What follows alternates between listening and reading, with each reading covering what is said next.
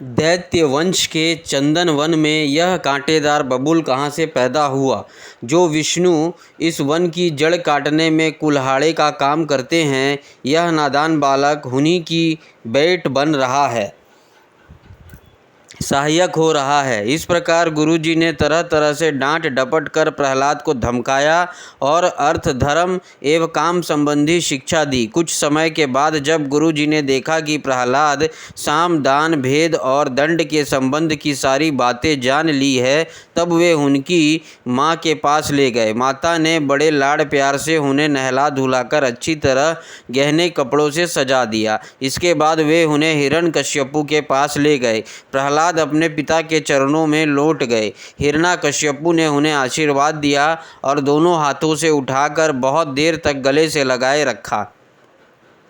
उस समय दैत्यराज का हृदय आनंद से भर रहा था। युधिष्ठिर हिरण्यकश्यपु ने प्रसन्न मुख प्रहलाद को अपनी गोद में बैठाकर उनका सिर सूंघा। उनके नेत्रों से प्रेम के आंसू गिर गिर कर प्रहलाद के शरीर को भिगोने लगे। उसने अपने पुत्र से पूछा। हिरण्यकश्यपु ने कहा, चिरंजीव बेटा प्रहलाद, इतने दिनों में तुमने गुरुजी से जो शिक्षा प्राप्त की है उसमें से कोई अच्छी सी बात हमें सुनाओ। प्रहलाद जी ने कहा, पिताजी, विष्णु भगवान की भक्ति 9 भेद है। भगवान के गुण, लीला, नाम आदि का श्रवण, उन्हीं का कीर्तन, उनके रूप, नाम आदि का स्मरण, उनके चरणों की सेवा, पूजा अर्चना, वंदन, दास्य, संख्य और आत्मनिवेदन। यदि भगवान के प्रति संपन्न के भाव से यह 9 प्रकार की भक्ति की जाए तो मैं उसी को उत्तम अध्ययन समझता हूँ। प्रहलाद की यह बात सुनते ही क्रोध के मारे हिरण्यकश्यपु के ओठ फड़कने लगे। उसने गुरुपुत्र से कहा, रे नीच ब्राह्मण, यह तेरी कैसी करतूत है? दुर्बुद्धि, तूने मेरे कुछ भी परवाह ना करके इस बच्चे का कैसा निसार शिक्षा दी है। अवश्य ही तू हमारे शत्रुओं को आश्रित है। संसार में ऐसे दुष्टों की कमी नहीं है जो मित्र का बाना धारण कर छिपे छिपे शत्रु का काम करते हैं, परंतु उनकी कलाई ठीक वैसे ही खुल जाती है जैसे छिप कर पाप करने वालों का पाप समय पर रोग के रूप में प्रकट होकर उनकी पोल खोल देता है। गुरुपुत्र ने कहा, इंद्र शत्रु, आपका पुत्र जो कुछ कह रहा है वह मेरे या और किसी के बहकाने से नहीं कह रहा। राजन, यह तो उसकी जन्मजात स्वाभाविक बुद्धि है। आप क्रोध शांत कीजिए, व्यर्थ में हमें दोष ना लगाइए। नारद जी कहते हैं, युधिष्ठिर, जब गुरु जी ने ऐसा उत्तर दिया तब हिरण्यकश्यपु ने फिर प्रहलाद से पूछा, क्यों रे? यदि तुझे ऐसी अहित करने वाली खोटी बुद्धि गुरुमुख से नहीं मिली तो बता कहाँ से प्राप्त हुई? प्रहलाद जी ने कहा, पिताजी, संसार के लोग तो पीसे हुए को पीस रहे हैं, चबाए हुए को चबा रहे हैं। उनकी इंद्रियां वश में ना होने के कारण वे भोगे हुए विषय को ही फिर भोगने के लिए संसार रूप घोर नरक की ओर जा रहे हैं। ऐसे ग्रह आसक्त पुरुषों की बुद्धि अपने आप किसी के सिखाने से अथवा अपने ही जैसे लोगों के संग से भगवान श्री कृष्ण में नहीं लगती।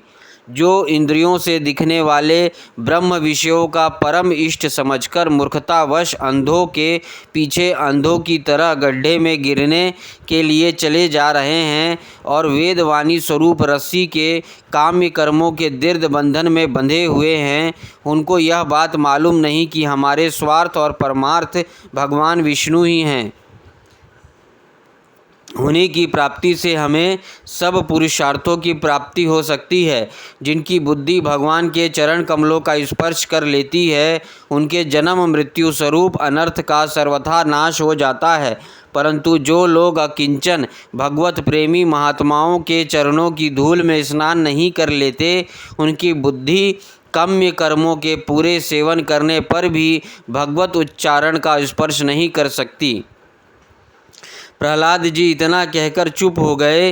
हिरण्यकश्यपु ने क्रोध के मारे अंधा होकर उन्हें अपनी गोद से उठाकर भूमि पर पटक दिया। प्रहलाद की बातों को वह सह न सका। रोष के मारे उसके नेत्र लाल हो गए। वह कहने लगा, दैत्यों, इसे यहाँ से बाहर ले जाओ और तुरंत मार डालो। यह मार ही डालने योग्य है। देखो तो सही, जिसने इसके चाचा को मार डाला, अपने सहृदय स्वजनों को छोड़कर यह नीच दास के समान उसी विष्णु के चरणों की पूजा करता है। हो ना हो इसके रूप में मेरे भाई को मारने वाला विष्णु ही आ गया है। अब यह विश्वास के योग्य नहीं है। 5 बरस की अवस्था में ही जिसने अपने माता पिता के दुस्त्यज वात्सल्य स्नेह को भुला दिया, वह कृतघ्न भला विष्णु का ही क्या हित करेगा। कोई दूसरा भी यदि औषध के समान भलाई करे तो वह एक प्रकार से पुत्र ही है, पर यदि अपना पुत्र भी अहित करने लगे तो रोग के समान वह शत्रु है। अपने शरीर के ही किसी अंग से सारे शरीर को हानि होती हो तो उसको काट डालना चाहिए, क्योंकि उसे काट देने से शेष शरीर सुख से जी सकता है। यह स्वजन का बाना पहनकर मेरा कोई शत्रु ही आया है। जैसे योगी की भोग लोलुप इंद्रियां उसका अनिष्ट करती हैं, वैसे ही यह मेरा अहित करने वाला है। इसलिए खाने, सोने, बैठने आदि के समय किसी भी उपाय से इसे मार डालो।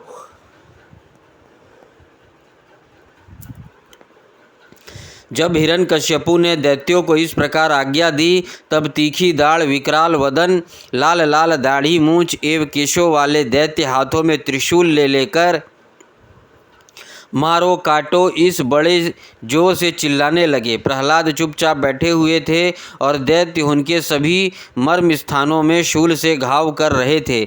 उस समय प्रहलाद जी का चित्त उन परमात्मा में लगा हुआ था जो मन वाणी के अगोचर सर्वात्मा, समस्त शक्तियों के आधार एवं परब्रह्म थे। इसलिए उनके सारे प्रहार ठीक वैसे ही निष्फल हो गए जैसे भाग्यहीनों के बड़े बड़े उद्योग धंधे व्यर्थ होते हैं। युधिष्ठिर, जब शूलों की मार से प्रहलाद शरीर पर कोई असर नहीं हुआ, तब हिरण्यकश्यपु को बड़ी शंका हुई। अब वह प्रहलाद को मार डालने के लिए बड़े हठ से भांति भांति के उपाय करने लगा।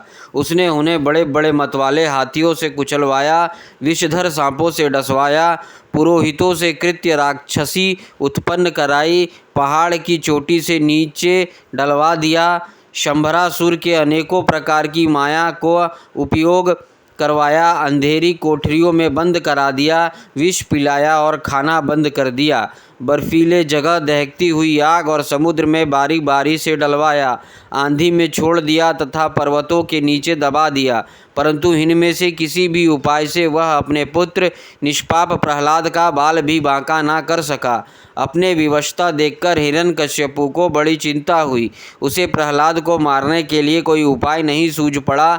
वह सोचने लगा, इसे मैंने बहुत कुछ बुरा भला कहा, मार डालने के बहुत से उपाय किए, परंतु यह मेरे द्रोह और दुर्व्यवहारों से बिना किसी की सहायता से अपने प्रभाव से ही बचता गया। यह बालक होने पर भी समझदार है और मेरे पास ही निशंक भाव से रहता है। हो ना हो इसमें कुछ सामर्थ्य अवश्य है। जैसे शुनशेप अपने पिता की करतूतों से उसका विरोधी हो गया था, वैसे ही यह भी मेरे किए अपकारों को ना भूलेगा। ना तो यह किसी से डरता है और ना इसकी मृत्यु ही होती है। इसकी शक्तियों की था नहीं है, अवश्य ही इसके विरोध से मेरी मृत्यु होगी, संभव है ना भी हो। इसी प्रकार सोच विचार करते करते उसका चेहरा कुछ उतर गया। शुक्राचार्य के पुत्र षंड और अमर्क ने जब देखा कि हिरण्यकश्यपु तो मुंह लटकाकर बैठा हुआ है, तब उन्होंने एकांत में जाकर उससे यह बात कही, स्वामी, आपने अकेले ही तीनों लोकों पर विजय प्राप्त कर ली। आपके बोहें टेढ़ी करने पर ही सारे लोकपाल काँप उठते हैं। हमारे देखने में तो आपके लिए चिंता की कोई बात नहीं है। भला बच्चों के खिलवाड़ में भी भलाई बुराई सोचने की कोई बात है? जब तक हमारे पिता शुक्राचार्य जी यहाँ नहीं आ जाते, तब तक यह डर कर कहीं भाग ना जाए, इसलिए इसे वरुण के पाशों में बांधे रखिए। प्रायः ऐसा होता है कि अवस्था की वृद्धि के साथ साथ और गुरुजनों की सेवा से बुद्धि सुधर जाया करती है। हिरण्यकश्यपु ने अच्छा ठीक है कहकर गुरुपुत्र की सलाह मान ली और कहा कि इसे इन धर्मों का उपदेश करना चाहिए जिनका पालन गृहस्थ नरपति किया करते हैं। युधिष्ठिर इसके बाद पुरोहित उन्हें लेकर पाठशाला में गए और क्रमशः धर्म, अर्थ और काम इन तीनों पुरुषार्थों की शिक्षा देने लगे।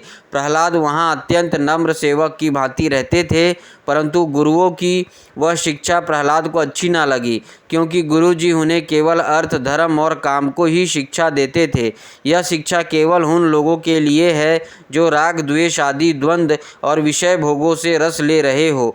एक दिन गुरुजी गृहस्थ के काम से कहीं बाहर चले गए थे। छुट्टी मिल जाने के कारण समवयस्क बालकों ने प्रहलाद जी को खेलने के लिए पुकारा।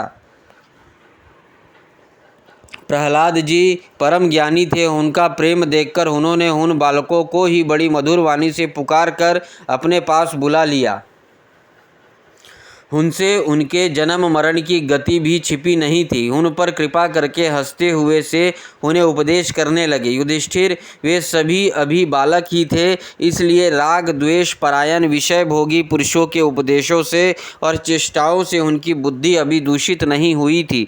इसलिए और प्रहलाद जी के प्रति आदर बुद्धि होने से उन सब ने अपनी खेल कूद की सामग्रियों को छोड़ दिया तथा प्रहलाद जी के पास जाकर उनके चारों ओर बैठ गए और उनके उपदेश से मन लगाकर बड़े प्रेम से एकटक उनकी ओर देखने लगे। भगवान के परम प्रेमी भक्त प्रहलाद का हृदय उनके प्रति करुणा और मैत्री के भाव से भर गया तथा वे उनसे कहने लगे।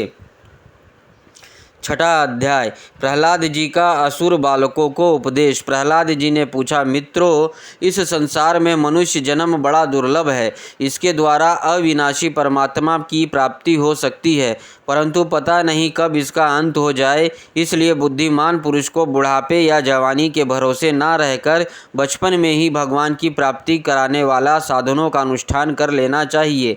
इस मनुष्य जन्म में श्री भगवान के चरणों की शरण लेना ही जीवन की एकमात्र सफलता है, क्योंकि मेरे भगवान समस्त प्राणियों के स्वामी, सहृद, प्रियतम और आत्मा हैं। भाइयों, इंद्रियों से जो सुख भोगा जाता है वह तो जीव चाहे जिस योनि में रहे प्रारब्ध के अनुसार सर्वत्र वैसा ही मिलता रहता है। जैसे बिना किसी प्रकार के प्रयत्न किए निवारण करने पर भी दुख मिलता है, इसलिए सांसारिक सुख के उद्देश्य से प्रयत्न करने की कोई आवश्यकता नहीं है, क्योंकि स्वयं मिलने वाली वस्तु के लिए परिश्रम करना आयु और शक्ति को व्यर्थ गंवाना है। जो इनमें उलझ जाते हैं उन्हें भगवान के परम कल्याण स्वरूप चरण कमलों की प्राप्ति नहीं होती। हमारे सिर पर अनेकों प्रकार के भय सवार रहते हैं, इसलिए यह शरीर जो भगवत प्राप्ति के लिए पर्याप्त है, जब तक रोग शोक आदि ग्रस्त होकर मृत्यु के मुख में नहीं चला जाता, तभी तक बुद्धिमान पुरुषों को अपने कल्याण के लिए प्रयत्न कर लेना चाहिए। मनुष्य की पूरी आयु 100 वर्ष की है। जिन्होंने अपनी इंद्रियों को वश में नहीं कर लिया है, उनकी आयु का आधा हिस्सा तो यूं ही बीत जाता है, क्योंकि वे रात में घोर तमोगुण अज्ञान से ग्रस्त होकर सोते रहते हैं। बचपन में उन्हीं अपने हित अहित का ज्ञान नहीं रहता। कुछ बड़े होने पर कुमार अवस्था में खेल कूद में लग जाते हैं। इस प्रकार 20 वर्ष का तो पता ही नहीं चलता। जब बुढ़ापा शरीर को ग्रस लेता है, तब अंत के 20 वर्षों में कुछ करने धरने की शक्ति ही नहीं रह जाती। रह गई बीच की कुछ थोड़ी सी आयु, उसमें कभी ना पूरा होने वाली बड़ी बड़ी कामनाएं हैं। बलात् पकड़ रखने वाला मोह है और घर द्वार की वह आसक्ति है, जिससे जीव इतना उलझ जाता है कि उसे कुछ कर्तव्य अकर्तव्य का ज्ञान ही नहीं रहता। इस प्रकार बची खुची आयु भी हाथ से निकल जाती है। दैत्य बालों का जिसकी इंद्रियां वश में नहीं है, ऐसा कौन सा पुरुष होगा जो घर गृहस्थी में आसक्त और माया ममता की मजबूत फांसी में फंसे हुए अपने आप को उसे छुड़ाने का साहस ना कर सके। जिसे चोर, सेवक एवं व्यापारी अपने अत्यंत प्यारे प्राणों की भी बाजी लगाकर संग्रह करते हैं, और इसलिए उन्हें जो प्राणों से भी अधिक वांछनीय है, उस धन की तृष्णा को भला कौन त्याग सकता है। जो अपनी प्रियतमा पत्नी के एकांत सहवास, उसका प्रेम भरी बातों और मीठी मीठी सलाह पर अपने को निछावर कर चुका है, भाई बंधु और मित्रों के स्नेह पाश में बंध चुका है और नन्हे नन्हे शिशुओं की तोतली बोली पर लुभा चुका है, भला वह उन्हें कैसे छोड़ सकता है। जो अपनी ससुराल गई हुई प्रिय पुत्रों, भाई बहनों और दीन अवस्था को प्राप्त पिता माता, बहुत सी सुंदर सुंदर बहुमूल्य सामग्रियों से सजे हुए घर, कुल परंपरागत जीविका के साधनों तथा पशुओं और सेवकों के निरंतर स्मरण में रम गया है, वह भला उन्हें कैसे छोड़ सकता है।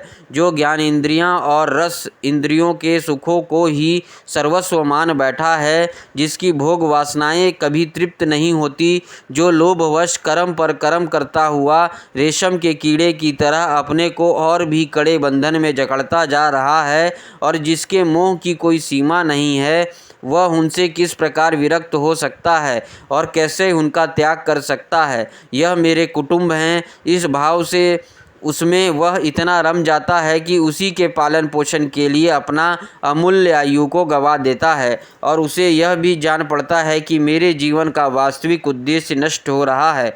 भला इस प्रमाद की भी कोई सीमा है। यदि इन कामों में कुछ सुख मिले तो भी एक बात है, परंतु यहाँ तो जहाँ तहाँ वह जाता है वहीं वहीं दैहिक दैविक और भौतिक ताप उसके हृदय को जलाते ही रहते हैं, फिर भी वैराग्य का उदय नहीं होता। कितनी विडंबना है। कुटुंब की ममता के फेर में पड़कर वह इतना असावधान हो जाता है, उसका मन धन के चिंतन में सदा इतना लवलीन रहता है कि वह दूसरे को धन चुराने के लौकिक परलौकिक दोषों को जानता हुआ भी कामनाओं को वश में ना कर सकने के कारण इंद्रियों के भोग की लालसा से चोरी कर ही बैठता है। भाइयों, जो इस प्रकार अपने कुटुंबियों के पेट पालने में ही लगा रहता है, कभी भगवत भजन नहीं करता, वह विद्वान हो तो भी उसे परमात्मा की प्राप्ति नहीं हो सकती, क्योंकि अपने पराये का भेदभाव रहने के कारण उसे भी अज्ञानियों के समान ही तम प्रधान गति प्राप्त होती है। जो कमनियों के मनोरंजन का सामान उनका क्रीड़ा मार्ग बन रहा है और जिसने अपने पैरों में संतान की बेड़ी जकड़ ली है, वह बेचारा गरीब चाहे कोई भी हो, कहीं भी हो, किसी भी प्रकार से अपना उद्धार नहीं कर सकता। इसलिए भाइयों, तुम लोग विषय आसक्त दैत्यों का संग दूर से ही छोड़ दो और आदिदेव भगवान नारायण की शरण ग्रहण करो, क्योंकि जिन्होंने संसार की आसक्ति छोड़ दी है, उन महात्माओं के वे ही परम प्रियतम और परम गति हैं। मित्रों, भगवान को प्रसन्न करने के लिए कोई बहुत परिश्रम या प्रयत्न नहीं करना पड़ता, क्योंकि वे समस्त प्राणियों के आत्मा हैं और सर्वत्र सबकी सत्ता के रूप स्वयं सिद्ध वस्तु हैं। ब्रह्मा से लेकर तिनके तक छोटे बड़े समस्त प्राणियों में, पंचभूतों से बनी हुई वस्तुओं में, पंचभूतों में, सूक्ष्म तन मात्राओं में, महतत्व में, तीन गुणों में और गुणों की साम्य अवस्था प्रकृति में एक ही अविनाशी परमात्मा विराजमान हैं। वे ही समस्त सौंदर्य, माधुर्य और ऐश्वर्य की खान हैं। वे ही अंतर्यामी दृष्टा के रूप में हैं और वे ही दृश्य जगत के रूप में भी हैं। सर्वथा अनिर्वाचनीय तथा विकल्प रहित होने पर भी दृष्टा और दृश्य, व्याप्य और व्यापक के रूप में उनका निर्वचन किया जाता है। वस्तुतः उनमें एक भी विकल्प नहीं है। वह केवल अनुभव स्वरूप, आनंद स्वरूप एकमात्र परमेश्वर ही है। गुणमयी सृष्टि करने वाले माया के द्वारा ही उनका ऐश्वर्य छिप रहा है। इसके निर्वृत्त होते ही उनके दर्शन हो जाते हैं। इसलिए तुम लोग अपने दैत्य पने का, आसुरी संपत्ति का त्याग करने का समस्त प्राणियों पर दया करो, प्रेम से उनकी भलाई करो, इसी से भगवान प्रसन्न होते हैं। आदि नारायण अनंत भगवान के प्रसन्न हो जाने पर ऐसी कौन सी वस्तु है जो नहीं मिल जाती। लोक और परलोक के लिए जिन धर्म, अर्थ आदि की आवश्यकता बतलाई जाती है, वे तो गुणों के परिणाम से बिना प्रयास के स्वयं ही मिलने वाले हैं। जब हम श्री भगवान के चरणामृत का सेवन करने और उनके नाम गुणों का कीर्तन करने में लगे हैं, तब हमें मोक्ष की भी क्या आवश्यकता है। जो शास्त्रों में धर्म, अर्थ और काम, इन तीनों पुरुषार्थों को भी वर्णन है। आत्मविद्या, कर्मकांड, न्याय तर्कशास्त्र, दंड नीति और जीविका के विविध साधन, ये सभी वेदों के प्रतिपाद्य विषय हैं। परंतु यदि ये अपने परम हितैषी परम पुरुष भगवान श्री हरि को आत्मसमर्पण करने में सहायक हैं, तभी मैं इन्हें सत्य सार्थक मानता हूँ, अन्यथा ये सब के सब निरर्थक हैं। यह निर्मल ज्ञान जो मैंने तुम लोगों को बतलाया है बड़ा ही दुर्लभ है। इससे पहले नर नारायण ने नारद जी को उपदेश किया था और यह ज्ञान उन सब लोगों को प्राप्त हो सकता है जिन्होंने भगवान के अनन्य प्रेम एवं अकिंचन भक्तों के चरण कमलों की धूलि से अपने शरीर को नहला लिया है। यह विज्ञान सहित ज्ञान विशुद्ध भागवत धर्म है। इसे मैंने भगवान का दर्शन कराने वाले देव ऋषि नारद जी के मुँह से ही पहल सुना था। प्रहलाद जी के सहपाठियों ने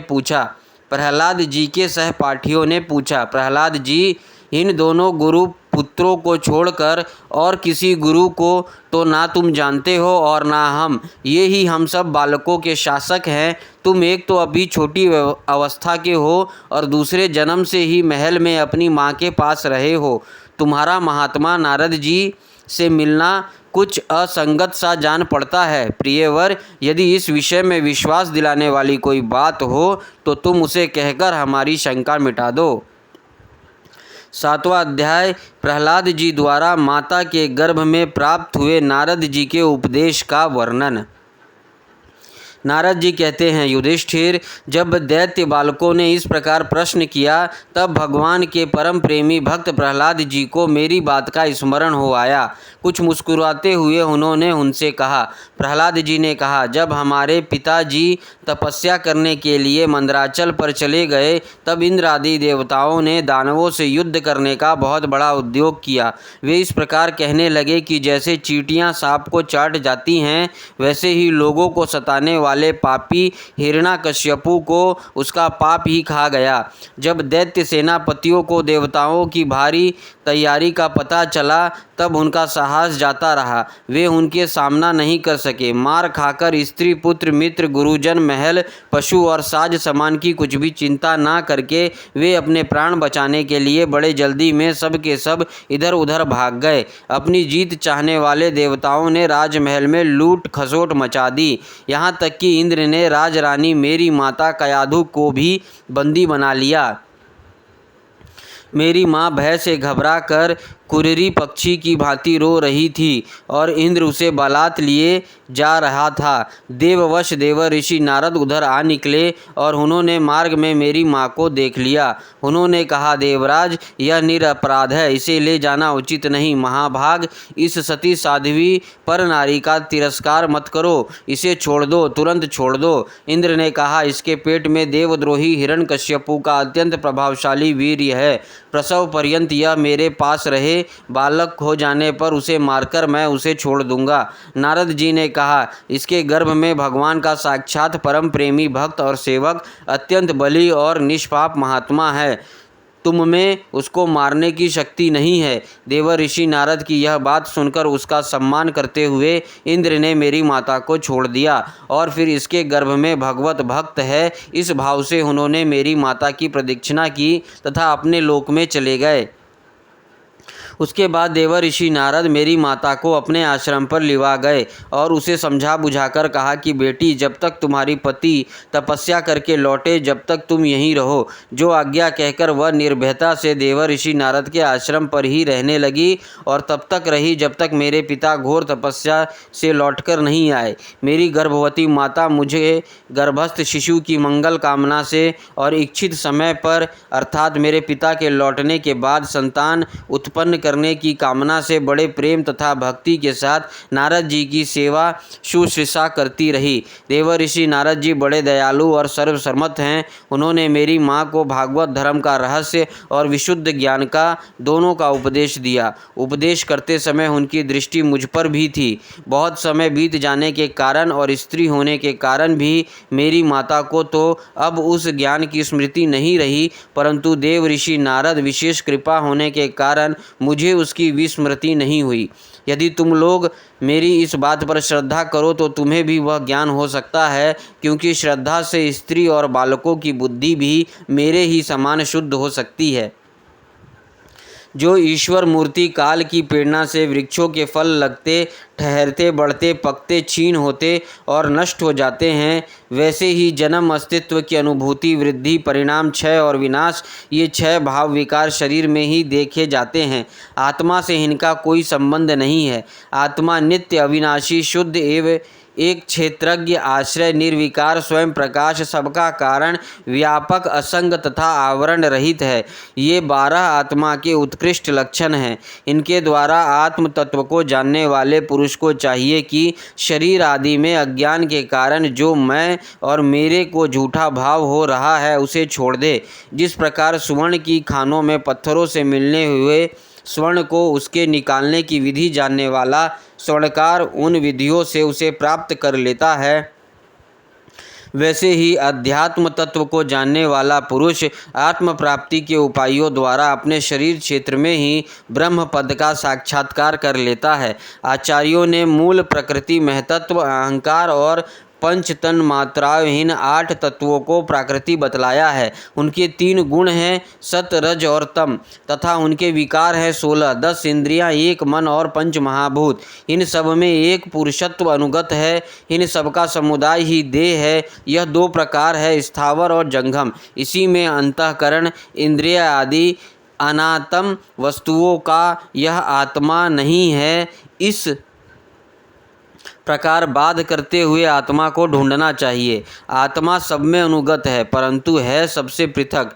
इस प्रकार शुद्ध बुद्धि से धीरे धीरे संसार की उत्पत्ति, स्थिति और उसके प्रलय पर विचार करना चाहिए। उतावली नहीं करनी चाहिए। जागृत, स्वप्न और सुषुप्त, ये तीनों बुद्धि की वृत्तियां हैं।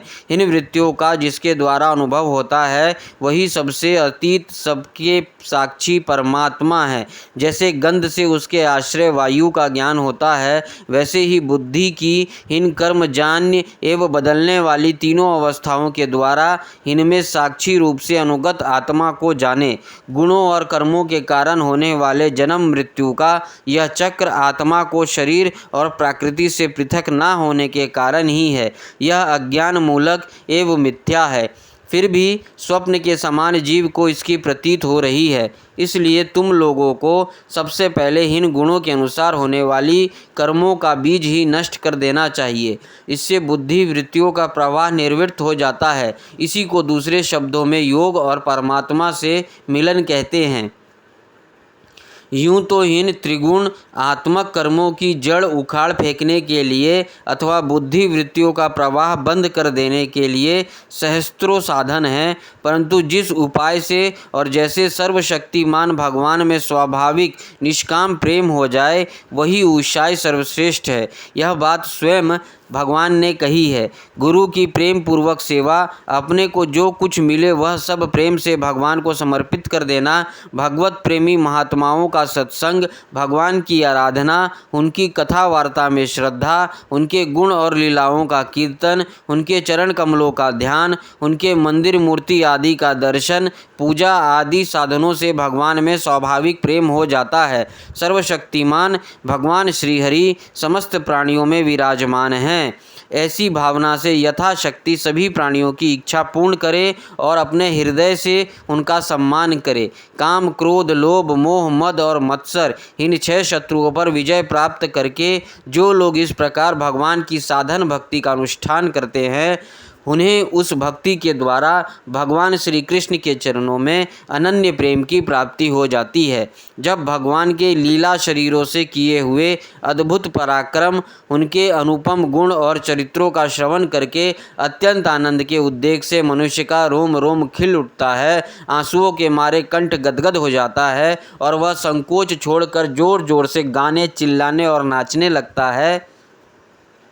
जिस समय वह ग्रहग्रस्त पागल की तरह कभी हंसता है, कभी करुण क्रंदन करने लगता है, कभी ध्यान करता है तो कभी भगवत भाव से लोगों की वंदना करता है। जब वह भगवान में ही तन्मय हो जाता है, बार बार लंबी सांसें खींचता है और संकोच छोड़कर हर जगत पते नारायण कहकर पुकारने लगता है, तब भक्ति योग के महान प्रभाव से उसके सारे बंधन कट जाते हैं। भगवत भाव की ही भावना करते करते उसका हृदय भी तथा निराकार भगवन्मय हो जाता है, उस समय उसके जन्म मृत्यु के बीजों के खजाने ही जल जाता है और वह पुरुष श्री भगवान को प्राप्त कर लेता है। इस अशुभ संसार के दलदल में फंसकर अशुभमय हो जाने वाले जीव के लिए भगवान की ही यह प्राप्ति संसार के चक्कर को मिटा देने वाली है।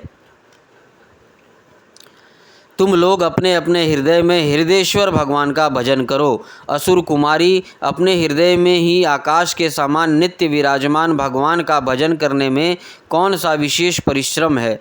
वे समान रूप से समस्त प्राणियों के अत्यंत प्रेमी मित्र हैं और तो क्या अपनी आत्मा ही हैं। उनको छोड़कर भोग सामग्री इकट्ठी करने के लिए भटकना, राम राम, कितनी मूर्खता है। अरे भाई, धन, स्त्री, पशु, पुत्र, पुत्री, महल, पृथ्वी, हाथी, खजाना और भांति भांति की विभूतियाँ और तो क्या संसार का समस्त धन तथा भोग सामग्रियाँ इस क्षणभंगुर मनुष्य को क्या सुख दे सकती है। वे स्वयं ही क्षणभंगुर है। जैसे इस लोक की संपत्ति प्रत्यक्ष ही नाशवान है, वैसे ही यज्ञों में प्राप्त होने वाले स्वर्ग आदि लोक भी नाशवान हैं और अपेक्षिक एक दूसरे से छोटे बड़े नीचे ऊंचे हैं।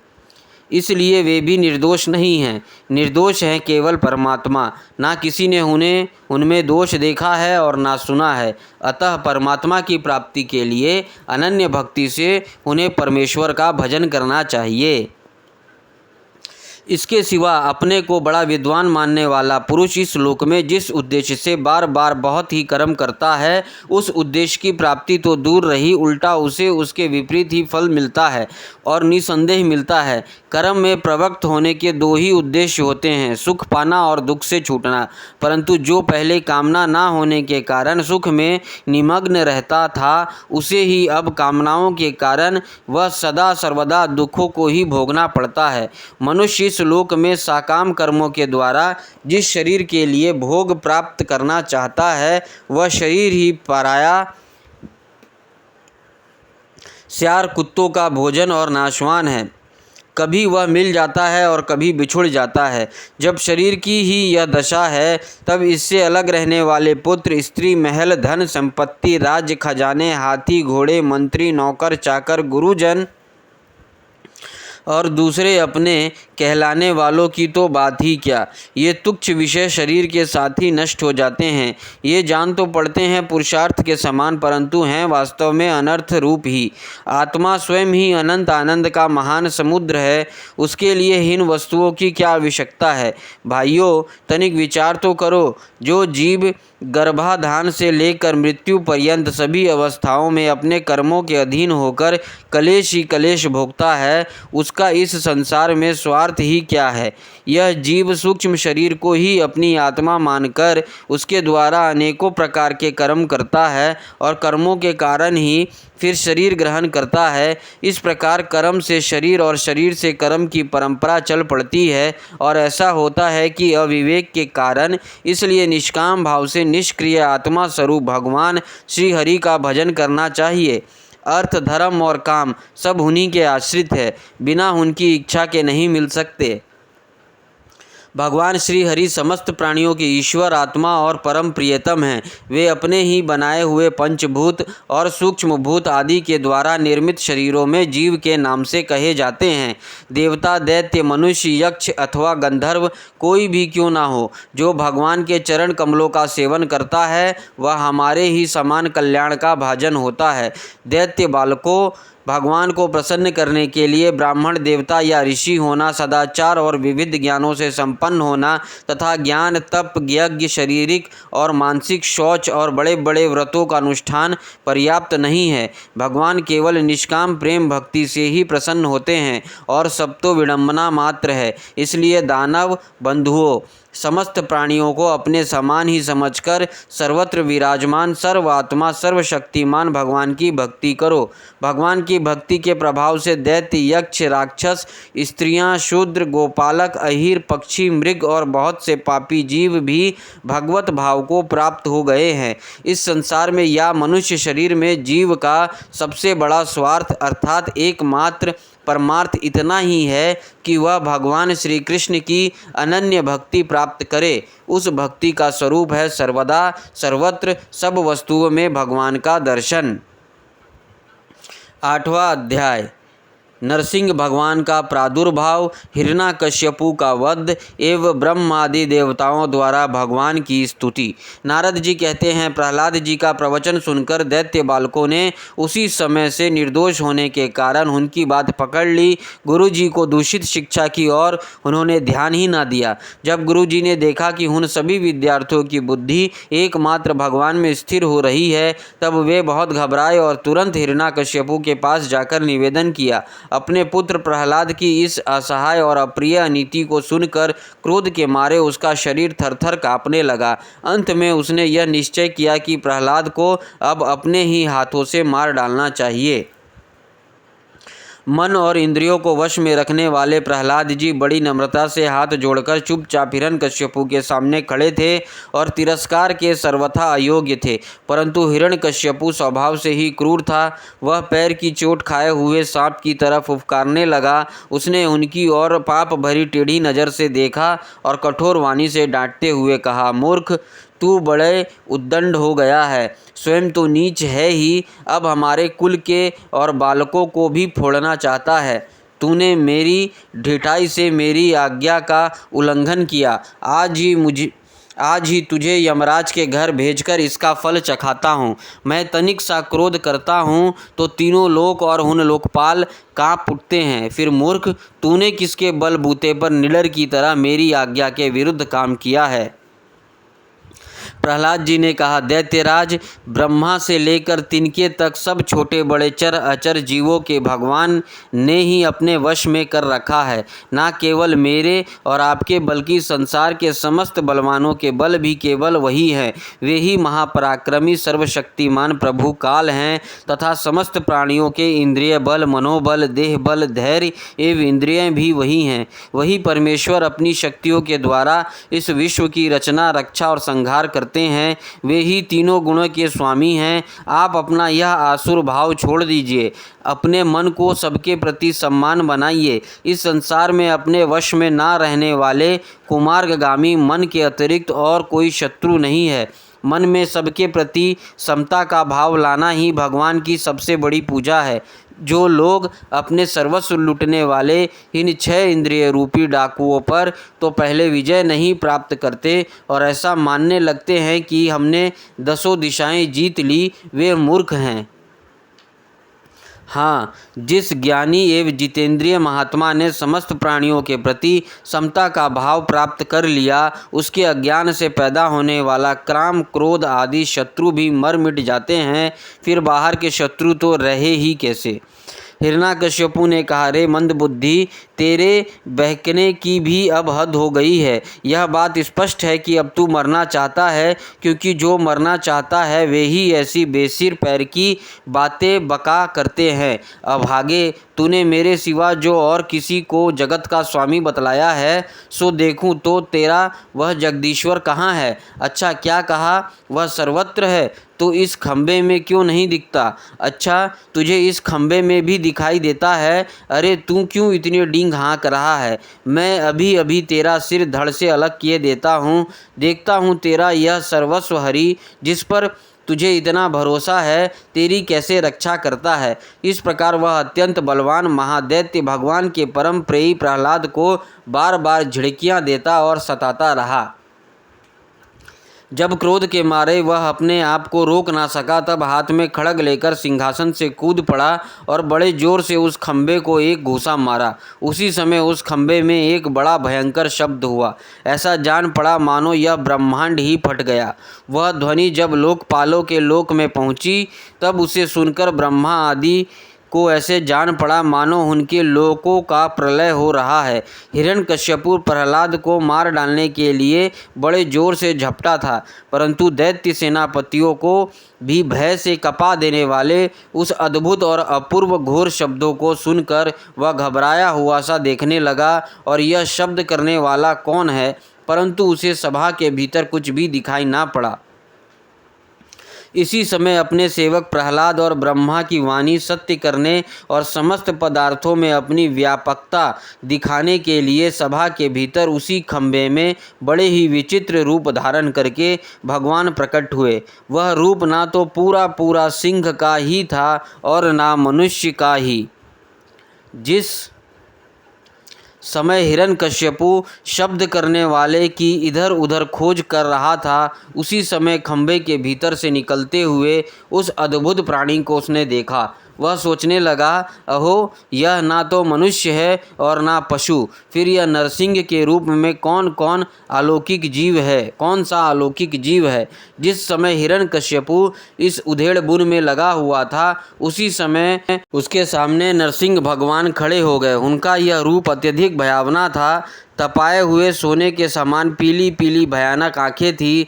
जम्भाई लेने से गर्दन के बाल इधर उधर लहरा रहे थे। दाढ़ें बड़ी विकराल थी। तलवारों की तरह लपलपाती हुई छुरे की धार के समान तीखी जीभ थी। टेढ़ी भौहों से उनका मुख और भी दारुण हो रहा था। कान निश्चल और ऊपर की ओर उठे हुए थे। फूली हुई नासिका और खुला हुआ मुंह पहाड़ की गुफा के समान अद्भुत जान पड़ता था। फटे हुए जबड़ों से उसकी भयंकरता बहुत बढ़ गई थी। विशाल शरीर स्वर्ग का स्पर्श कर रहा था। गर्दन कुछ नाटी और मोटी थी। छाती चौड़ी और कमर बहुत पतली थी। चंद्रमा की किरणों के समान सफ़ेद रोएं सारे शरीर पर चमक रहे थे। चारों ओर सैकड़ों भुजाएं फैली हुई थी, जिनके बड़े बड़े नख आयुध का काम देते थे। उनके पास फटकने तक का साहस किसी को ना होता था। चक्र आदि अपने निज आयुध तथा व्रज आदि अनन्य श्रेष्ठ शस्त्रों के द्वारा उन्होंने सारे दैत्य दानवों को भगा दिया। हिरण्यकश्यपु सोचने लगा, हो ना हो महामायावी विष्णु ने ही मुझे मार डालने के लिए यह ढंग रचा है, परंतु उसकी इन चालों से ही क्या हो सकता है। इस प्रकार कहता और सिंहनाद करता हुआ दैत्यराज हिरण्यकश्यपु हाथ में गदा लेकर नरसिंह भगवान पर टूट पड़ा, परंतु जैसे पतिंगा आग में गिरकर अदृश्य हो जाता है, वैसे ही वह दैत्य भगवान के तेज के भीतर जाकर लापता हो गया। समस्त शक्ति और तेज के आश्रय भगवान के संबंध में ऐसी घटना कोई आश्चर्यजनक नहीं है, क्योंकि सृष्टि के प्रारंभ में उन्होंने अपने तेज से प्रलय के निमित्त भूत तमोगुणी रूपी घोर अंधकार को भी पी लिया था। तदनंतर वह दैत्य बड़े क्रोध से लपका और अपनी गदा को बड़े जोर से घुमाकर उसने नरसिंह भगवान पर प्रहार किया। प्रहार करते समय ही जैसे गरुड़ सांप को पकड़ लेते हैं, वैसे ही भगवान ने गदा सहित उस दैत्य को पकड़ लिया। वे जब उसके साथ खिलवाड़ करने लगे, तब वह दैत्य उनके हाथ से वैसे ही निकल गया जैसे क्रीड़ा करते हुए गरुड़ के चंगुल से सांप छूट जाए। युधिष्ठिर उस समय सब के सब लोकपाल बादलों में छिपकर इस युद्ध को देख रहे थे। उनका स्वर्ग तो हिरण्यकश्यपु ने पहले ही छीन लिया था। जब उन्होंने देखा कि वह भगवान के हाथ से छूट गया, तब वे और भी डर गए। हिरण्यकश्यपु ने भी यह समझा कि नरसिंह मेरे बलवीर्य से डरकर ही मुझे अपने हाथ से छोड़ दिया है। इस विचार से उसकी थकान जाती रही और वह युद्ध के लिए ढाल तलवार लेकर फिर से उनकी ओर दौड़ पड़ा। उस समय वह बाज की तरह बड़े वेग से ऊपर नीचे उछल कूदकर इस प्रकार ढाल तलवार के पैतरे बदलने लगा कि जिससे उस पर आक्रमण करने का अवसर ही ना मिले। तब भगवान ने बड़े ऊंचे स्वर से प्रचंड और भयंकर अट्टहास किया, जिससे हिरण्यकश्यपु की आंखें बंद हो गई। फिर बड़े वेग से झपटकर भगवान ने उसे वैसे ही पकड़ लिया जैसे सांप चूहे को पकड़ लेता है। जैसे हिरण्यकश्यपु के चमड़े पर वज्र की चोट से भी खरोंच नहीं आई थी, वही अब उनके पंजे से निकलने के लिए जोर से छटपटा रहा था। भगवान ने सभा के दरवाजे पर ले जाकर उसे अपनी जांघों पर गिरा दिया और खेल खेल में अपने नखों से उसे उसी प्रकार फाड़ डाला जैसे गरुड़ महाविषधर सांप को चीर डालते हैं। उस समय उनकी क्रोध से भरी हुई विकराल आंखों की ओर देखा नहीं जाता था। वे अपने लपलपाती हुई जीभ से फैले हुए मुंह के दोनों कोने चाट रहे थे। खून के छींटों से उनका मुंह और गर्दन के बाल लाल हो रहे थे। हाथी को मारकर गले में आंतों की माला पहने हुए मृगराज के समान उनकी शोभा हो रही थी। उन्होंने अपने तीखे नखों से हिरण्यकश्यपु का कलेजा फाड़कर उसे जमीन पर पटक दिया। उस समय हजारों दैत्य दानव हाथों में शस्त्र शस्त्र लेकर भगवान पर प्रहार करने के लिए आए, पर भगवान ने अपनी भुजा रूपी सेना से, लातों से और नख रूपी शास्त्रों से चारों ओर खदेड़ खदेड़ कर उन्हें मार डाला। युधिष्ठिर, उस समय भगवान नरसिंह के गर्दन के बालों की फटकार से बादल तितर बितर होने लगे। उनके नेत्रों की ज्वाला से सूर्य आदि ग्रहों का तेज फीका पड़ गया। उनके श्वास के धक्के से समुद्र क्षुब्ध हो गया। उनके सिंहनाद से भयभीत होकर दिग्गज चिंघाड़ने लगे। उनके गर्दन के बालों से टकराकर देवताओं के विमान अस्त व्यस्त हो गए। स्वर्ग डगमगा गया। उनके पैरों की धमक से भूकंप आ गया। वेग से पर्वत उड़ने लगे और उनके तेज की चकाचौंध से आकाश तथा दिशाओं का दिखना बंद हो गया। इस समय नरसिंह भगवान का सामना करने वाला कोई दिखाई ना पड़ता था। फिर भी उनका क्रोध अभी बढ़ता ही जा रहा था। वे हिरण्यकश्यपु की राजसभा में ऊंचे सिंहासन पर जाकर विराज गए। उसी समय उनके अत्यंत तेजपूर्ण और क्रोध भरे भयंकर चेहरे को देखकर किसी को भी साहस ना हुआ कि उनके पास जाकर उनकी सेवा करे। युधिष्ठिर, तब स्वर्ग की देवियों को भी यह शुभ समाचार मिला कि तीनों लोकों के सिर की पीड़ा का मूर्तिमान स्वरूप हिरण्यकश्यपु युद्ध में भगवान के हाथों मार डाला गया। तब आनंद के उल्लास से उनके चेहरे खिल उठे। वे बार बार भगवान के पुष्पों की वर्षा करने लगे। आकाश में विमानों से आए हुए भगवान के दर्शनार्थी देवताओं की भीड़ में लग गए। देवताओं के ढोल और नगाड़े बजने लगे। गंधर्वराज गाने लगे। अप्सराएं नाचने लगी। तात इस समय ब्रह्मा, इंद्र, शंकर आदि देवता, ऋषि, पितर, सिद्ध, विद्याधर, महानाग, मनु, प्रजापति, गंधर्व, अप्सराएं, चारण, यक्ष, किमपुरुष, वेताल, सिद्ध, किन्नर और सुनद, कुमुद आदि भगवान के सभी पार्षद उनके पास आए। उन लोगों ने सिर पर अंजलि बांधकर सिंहासन पर विराजमान अत्यंत तेजस्वी नरसिंह भगवान की थोड़ी दूर से अलग अलग स्तुति की। ब्रह्मा जी ने कहा, प्रभो, आप अनंत हैं, आपकी शक्ति का कोई पार नहीं पा सकता। आपका पराक्रम विचित्र है और कर्म पवित्र है। यद्यपि गुणों के द्वारा आप लीला से ही संपूर्ण विश्व की उत्पत्ति, पालन और प्रलय यथाउचित ढंग से करते हैं, फिर भी आप उनसे कोई संबंध नहीं रखते, स्वयं निर्विकार रहते हैं। मैं आपको नमस्कार करता हूँ। श्री रुद्र ने कहा, आपके क्रोध करने का समय तो कल्प के अंत में होता है। यदि इस तुच्छ दैत्य को मारने के लिए ही आपने क्रोध किया है तो वह भी मारा जा चुका है। उसका पुत्र आपकी शरण में आया है। भगत वत्सल प्रभो, आप अपने इस भक्त की रक्षा कीजिए। इंद्र ने कहा, पुरुषोत्तम, आपने हमारी रक्षा की है। आपने हमारे जो यज्ञ भाग लौटाए हैं वे वास्तव में आपके ही हैं। दैत्यों के आतंक से संकुचित हमारे हृदय कमल को आपने प्रफुल्लित कर दिया। वह भी आपका ही निवास स्थान है। यह जो स्वर्ग आदि का राज्य हम लोगों को पुनः प्राप्त हुआ है, यह सब काल का ग्रास है। जो आपके सेवक हैं उनके लिए यह है क्या? स्वामिन, जिन्हें आपकी सेवा की चाह है वे मुक्ति का भी आदर नहीं करते, फिर अन्य भोगों की तो उन्हें आवश्यकता ही क्या है। ऋषियों ने कहा, पुरुषोत्तम, आपने तपस्या के द्वारा ही अपने लीन हुए जगत की फिर से रचना की थी और कृपा करके उसी आत्म तेज स्वरूप श्रेष्ठ तपस्या का उपदेश आपने हमारे लिए भी किया था। इस दैत्य ने उसी तपस्या का उच्छेद कर दिया था। शरणागत वत्सल, उस तपस्या की रक्षा के लिए अवतार ग्रहण करके आपने हमारे लिए फिर से उपदेश का अनुमोदन किया है। पितरों ने कहा, प्रभो, हमारे पुत्र हमारे लिए पिंडदान करते थे, यह उन्हें बलात् छीनकर खा जाया करता था। जब वे पवित्र तीर्थ में या संक्रांति आदि के अवसर पर नैमित्तिक तर्पण करते या तिलांजलि देते तब उसे भी यह पी जाता। आज आपने अपने नखों से उसका पेट फाड़कर यह सब का सब लौटा कर मानो हमें दे दिया। आप समस्त धर्मों के एकमात्र रक्षक हैं। नरसिंह देव, हम आपको नमस्कार करते हैं। सिद्धों ने कहा, नरसिंह देव, इस दुष्ट ने अपने योग और तपस्या के बल से हमारी योग सिद्ध गति छीन ली थी और अपने नखों से आपने इस घमंडी को फाड़ डाला है। हम आपके चरणों में विनीत भाव से नमस्कार करते हैं। विद्याधरों ने कहा, यह मूर्ख हिरण्यकश्यपु अपने बल और वीरता के घमंड में चूर था। यहाँ तक कि हम लोगों ने विविध धारणाओं से जो विद्या प्राप्त की थी उसे इसने व्यर्थ कर दिया था। अपने आपने युद्ध में यज्ञ पशु की तरह इसको नष्ट कर दिया। अपनी लीला से नरसिंह बने हुए आपको हम नित्य निरंतर प्रणाम करते हैं। नागों ने कहा, इस पापी ने हमारे मणियों और हमारी श्रेष्ठ और सुंदर स्त्रियों को भी छीन लिया था। आज उसकी छाती फाड़कर आपने हमारी पत्नियों को बड़ा आनंद दिया है। प्रभो, हम आपको नमस्कार करते हैं। मनुओं ने कहा, देवादिदेव, हम आपके आज्ञाकारी मनु हैं। इस दैत्य ने हम लोगों की धर्म मर्यादा भंग कर दी थी। आपने इस दुष्ट को मारकर बड़ा उपकार किया है। प्रभो, हम आपके सेवक हैं, आज्ञा कीजिए, हम आपकी क्या सेवा करें। प्रजापतियों ने कहा, परमेश्वर, आपने हमें प्रजापति बनाया था, परंतु इसके रोक देने से हम प्रजा की सृष्टि नहीं कर पाते थे।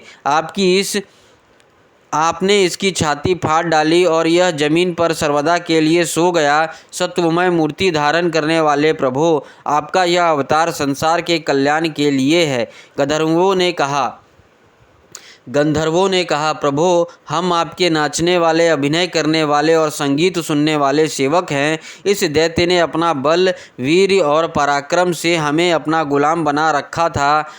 उसे आपने इस दशा को पहुंचा दिया। सत्य है, कुमार्ग में चलने वाले का भी क्या कभी कल्याण हो सकता है। चारणों ने कहा, प्रभो, आपने सज्जनों के हृदय को पीड़ा पहुंचाने वाले इस दुष्ट को समाप्त कर दिया, इसलिए हम आपको इन चरण कमलों की शरण में हैं, जिनके प्राप्त होते ही जन्म मृत्यु स्वरूप संसार के चक्र से छुटकारा मिल जाता है। यक्षों ने कहा, भगवान, आपने श्रेष्ठ कर्मों के कारण हम लोग आपके सेवकों में प्रधान गिने जाते थे, परंतु हिरण्यकश्यपु ने हमें अपनी पालकी ढोने वाला कहार बना लिया। प्रकृति के नियामक परमात्मा इसके कारण होने वाले अपने निज जनों के कष्ट जानकर ही आपने इसे मार डाला। किम पुरुषों ने कहा, हम लोग अत्यंत तुच्छ किम पुरुष हैं और आप सर्वशक्तिमान महापुरुष हैं। जब सत्पुरुषों ने इसे तिरस्कार किया, इसे धिक्कारा, तभी आज आपने इस कुपुरुष असुराधाम को नष्ट कर दिया। वैतालिकों ने कहा, भगवान, बड़ी बड़ी सभाओं और ज्ञान यज्ञों में आपके निर्मल यश का गान करके हम बड़ी प्रतिष्ठा पूजा प्राप्त करते थे। इस दुष्ट ने हमारी वह आजीविका ही नष्ट कर दी थी। बड़े सौभाग्य की बात है कि महारोग के समान इस दुष्ट को आपने जड़ मूल से उखाड़ दिया। किन्नरों ने कहा, हम किन्नरगण आपके सेवक हैं। यह दैत्य हमसे बेगार में ही काम लेता था। भगवान, आपने कृपा करके आज इस पापी को नष्ट कर दिया है। प्रभो, आप इस प्रकार हमारा अभ्युदय करते हैं। भगवान के पार्षदों ने कहा, शरणागत वत्सल, संपूर्ण लोगों को शांति प्रदान करने वाले आपका यह अलौकिक नरसिंह रूप हमने आज ही देखा है। भगवान, यह दैत्य आपका वही आज्ञाकारी सेवक था जिसे सनकादि ने शाप दे दिया था। हम समझते हैं आपने कृपा करके इसे उद्धार के लिए ही इसका वध किया है। 9वां अध्याय। प्रहलाद जी के द्वारा नरसिंह भगवान की स्तुति। नारद जी ने कहा, इस प्रकार ब्रह्मा, शंकर आदि सभी देवगण नरसिंह भगवान के क्रोध वेश को शांत ना कर सके और ना उनके पास जा सके। किसी को उसका ओर छोर नहीं दिखता था। देवताओं ने उन्हें शांत करने के लिए स्वयं लक्ष्मी जी को भेजा। उन्होंने जाकर जब नरसिंह भगवान का वह महान अद्भुत रूप देखा, तब भयवश वे भी उनके पास तक ना जा सकी। उन्होंने ऐसा अनूठा रूप ना कभी देखा और ना सुना ही था। तब ब्रह्मा जी ने अपने पास ही खड़े प्रहलाद को यह कहकर भेजा कि बेटा, तुम्हारे पिता पर ही तो भगवान कुपित हुए थे, अब तुम ही उनके पास जाकर उन्हें शांत करो। भगवान के परम प्रेमी प्रहलाद जो आज्ञा कहकर और धीर से भगवान के पास जाकर हाथ जोड़ पृथ्वी पर साष्टांग लौट गए। नरसिंह भगवान ने देखा कि नन्हा सा बालक मेरे चरणों के पास खड़ा हुआ है। उनका हृदय दया से भर गया। उन्होंने प्रहलाद को उठाकर उनके सिर पर अपना वह कर कमल रख दिया जो काल सर्प से भयभीत पुरुषों को अभयदान करने वाला है। भगवान के कर कमलों का स्पर्श होते ही उनके बचे खुचे अशुभ संस्कार भी झड़ गए। तत्काल उन्हें परमात्मा तत्व का साक्षात्कार हो गया। उन्होंने बड़े प्रेम और आनंद में मग्न होकर भगवान के चरण कमलों को अपने हृदय में धारण किया। उस समय उनका सारा शरीर पुलकित हो गया, हृदय में प्रेम की धारा प्रवाहित होने लगी और नेत्रों से आनंद आंसू झरने लगा। प्रहलाद जी भावपूर्ण हृदय और निर्निमेष नयनों से भगवान को देख रहे थे। भाव समाधि से स्वयं एकाग्र हुए मन के द्वारा उन्होंने भगवान के गुणों का चिंतन करते हुए प्रेम गदगद वाणी से स्तुति की। प्रहलाद जी ने कहा, ब्रह्म आदि देवता, ऋषि मुनि और सिद्ध पुरुषों की बुद्धि निरंतर सत्व गुण में ही स्थित रहती है, फिर भी वे अपनी धारा प्रवाह स्तुति और अपने विविध गुणों से आपको अब तक भी संतुष्ट नहीं कर सके। फिर मैं तो घोर असुर जाति में उत्पन्न हुआ हूँ, क्या आप मुझसे संतुष्ट हो सकते हैं? मैं समझता हूँ कि धन, कुलीनता, रूप, तप, विद्या, ओज, तेज, स्वभाव, बल, पौरुष, बुद्धि और योग, ये सभी गुण परम पुरुष भगवान को संतुष्ट करने में समर्थ नहीं हैं, परंतु भक्ति से तो भगवान पर, गजेंद्र पर भी संतुष्ट हो गए थे। मेरी समझ से इन 12 गुणों से युक्त ब्राह्मण भी यदि भगवान कमल नाभ के चरण कमलों से विमुख हो तो उसे वह चांडाल श्रेष्ठ है, जिसने अपने मन, वचन, कर्म, धन और प्राण भगवान के चरणों में समर्पित कर रखे हैं, क्योंकि वह चंडाल तो अपने कुल तक को पवित्र कर देता है और बड़प्पन का अभिमान रखने वाला वह ब्राह्मण अपने को भी पवित्र नहीं कर सकता। सर्वशक्तिमान प्रभु अपने स्वरूप के साक्षात्कार से ही परिपूर्ण हैं, उन्हें अपने लिए क्षुद्र पुरुषों से पूजा ग्रहण करने की आवश्यकता नहीं है। वे करुणावश ही भोले भक्तों के हित के लिए उनके द्वारा की हुई पूजा स्वीकार कर लेता है। जैसे अपने को मुख सौंदर्य दर्पण में दिखने वाला प्रतिबिंब को भी सुंदर बना देता है, वैसे ही भक्त भगवान के प्रति जो जो सम्मान प्रकट करता है वह उसे ही प्राप्त होता है। इसलिए सर्वथा अयोग्य और अनाधिकारी होने पर भी मैं बिना किसी शंका के अपनी बुद्धि के अनुसार सब प्रकार से भगवान की महिमा का वर्णन कर रहा हूँ। इस महिमा के गान का ही ऐसा प्रभाव है कि अविद्यावश संसार चक्र में पड़ा हुआ जीव तत्काल पवित्र हो जाता है। भगवान, आप सत्गुणों के आश्रय हैं। ये ब्रह्मा आदि सभी देवता आपके आज्ञाकारी भक्त हैं। ये हम दैत्यों की तरह आपसे द्वेष नहीं करते। प्रभो, आप बड़े बड़े सुंदर सुंदर अवतार ग्रहण करके इस जगत के कल्याण एवं अभ्युदय के लिए तथा उसे आत्म आनंद की प्राप्ति कराने के लिए अनेकों प्रकार की लीलाएं करते हैं। जिस असुर को मारने के लिए आपने क्रोध किया था वह मारा जा चुका है। अब आप अपना क्रोध शांत कीजिए। जैसे बिच्छू और सांप की मृत्यु से सज्जन भी सुखी हो जाते हैं, वैसे ही इस दैत्य के संहार से सभी लोगों का बड़ा सुख मिला है। अब सब आपके शांत स्वरूप के दर्शन की बाट जोह रहे हैं। नरसिंहदेव, भय से मुक्त होने के लिए भक्तजन आपके इस रूप का स्मरण करेंगे। परमात्मन, आपका मुख बड़ा भयावना है, आपकी जीभ लपलपा रही है, आँख सूर्य के समान है, भौहें चढ़ी हुई हैं, बड़ी पैनी दाढ़ें हैं, आंतों की माला खून से लथपथ, गर्दन के कारण वक्षे की तरह सीधे, बछों की तरह सीधे खड़े होना तथा दिग्गजों को भी भयभीत कर देने वाला सिंहनाद एवं शत्रुओं को फाड़ डालने वाले आपके हीन नखों को देखकर भी तनिक भी भयभीत नहीं हुआ हूँ। दीनबंधो, मैं भयभीत हूँ तो केवल इस असहाय और उग्र संसार चक्र में पिसने से। मैं अपने कर्म पाशों से बंधकर इन भयंकर जंतुओं के बीच में डाल दिया गया हूँ। मेरे स्वामी, आप प्रसन्न होकर मुझे कब अपने चरण कमलों में बुलाएंगे, जो समस्त जीवों के एकमात्र शरण और मोक्ष स्वरूप हैं। अनंत, मैं जिन जिन योनियों में गया उन सभी योनियों में प्रिय के वियोग और अप्रिय के संयोग से होने वाले शोक की आग में झुलसता रहा। उन दुखों को मिटाने की जो दवा है वह भी दुख रूप ही है। मैं ना जाने कब से अपने से अतिरिक्त वस्तुओं का आत्मा समझकर इधर उधर भटक रहा हूँ। अब आप ऐसा साधन बतलाइए कि जिससे कि आपकी सेवा भक्ति प्राप्त कर सकूं। प्रभो, आप हमारे प्रिय हैं, अहितुक अहितेशी सहृद हैं। आप ही वास्तव में सबके परम आराध्य हैं। मैं ब्रह्मा जी के द्वारा गाई हुई आपकी लीला कथाओं का गान करता हुआ बड़ी सुगमता से राग आदि प्राकृतिक गुणों से मुक्त होकर इस संसार की कठिनाइयों को पार कर जाऊंगा। क्योंकि आपके चरण युगलों में रहने वाला भक्त परमहंस महात्माओं का संग तो मुझे मिलता ही रहेगा।